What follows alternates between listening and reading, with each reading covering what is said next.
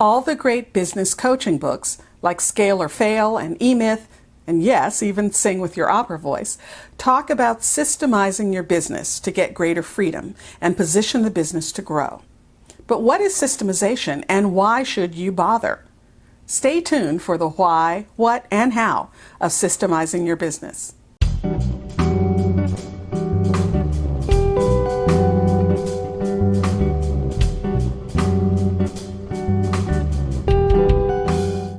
Hi entrepreneurs, I'm Vicky Brown, and you're in the right place if you want to engage your team, boost your business, and grow your leadership muscle.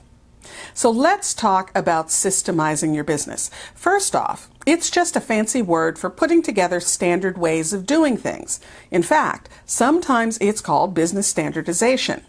Now I know everyone isn't a process nerd like I am, and for a lot of people, they kind of break out in a cold sweat when they think of process. But I promise, there are ways that this can be, if not painless, at least not painful.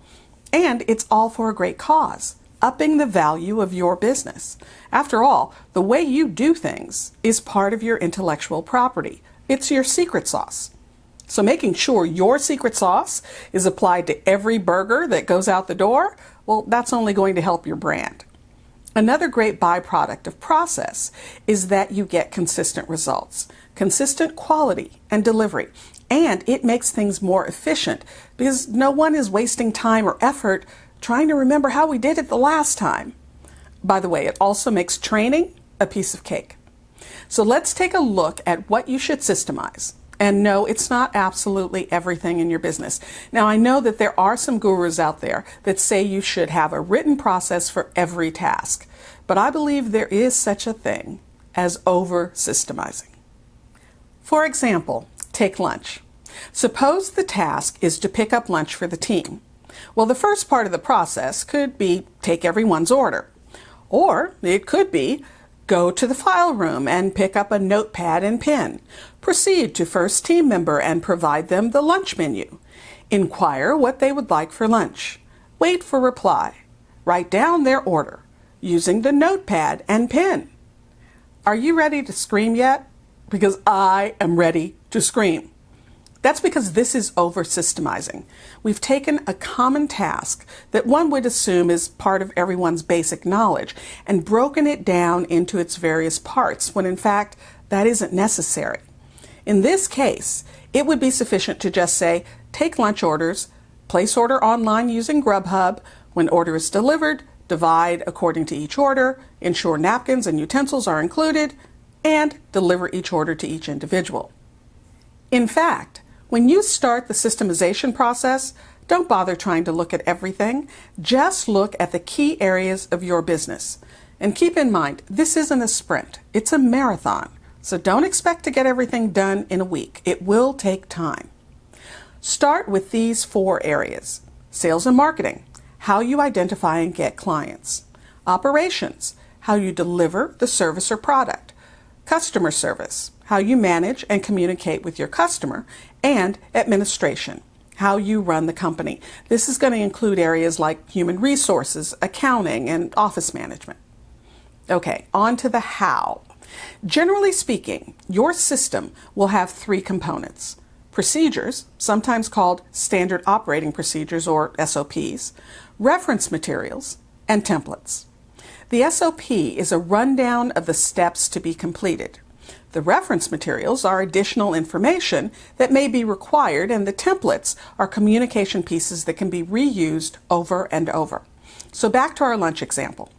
The SOP lists the steps that need to be completed, one of which is place the order on Grubhub. Well, the reference document might have the ID and password to access the company's online account, and the template might be any special instructions that need to be cut and pasted into the Grubhub order each time. Once you've figured out what needs a system, now you have to figure out how the process will get memorialized. And here's a giant hint. It's not by you, unless you're the only person in your company, in which case we need to chat further. Then this is absolutely one of the things you should delegate to your team. The most effective procedures are created by the people who are actually doing the thing, meaning your team members. Get them in on the fun early on. Talk to them about the various areas of the business you're going to look at. Ask their opinion about functions and what should get processes first and how deeply you should go. Work with them to determine not only how the project is going to get up and on its feet, but how, when, and who will have accountability for updates and compliance. Because great process that isn't updated and that no one uses, well, that's not a great process.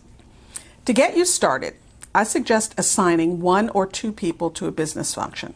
Then have them follow a monthly cadence of creating 1 process each week for weeks 1 through 3, and then in week 4, present and review the 3 new processes with the full team, making any required updates and finalizing.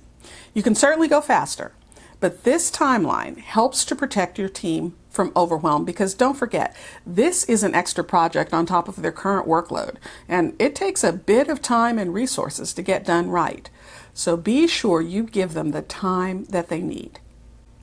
The most important thing to think about when you systemize is what tool will you use for delivery. The days of the big binder on the shelf, well, those are long gone. So this is clearly a technology play. You'll need a tool that can be accessed by everyone who needs it, easily updated, and something where changes can be tracked. After all, you want to know who and when an update happened. And you need something that can easily hold reference materials and templates, or at least links to them. Now, of course, you can get uber fancy and embed instructional videos, etc. But again, that's the top of the line in systemizing. When you're just getting started, a simple doc on Evernote or Box will do nicely. Or there are a dozen other platforms that can get the job done. To have a business that can scale and grow, you absolutely need to look at systemizing the main functions of your business.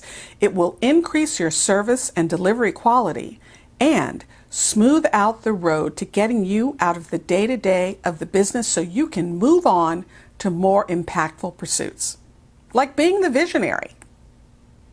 If you found this information helpful, please subscribe and share.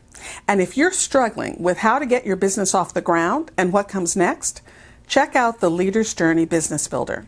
I designed this completely free video series to help you with figuring out who your customer is and where to find her, how to sell without selling, how to package and deliver your service, and much, much more. Check it out by using the Business Builder link below in the description.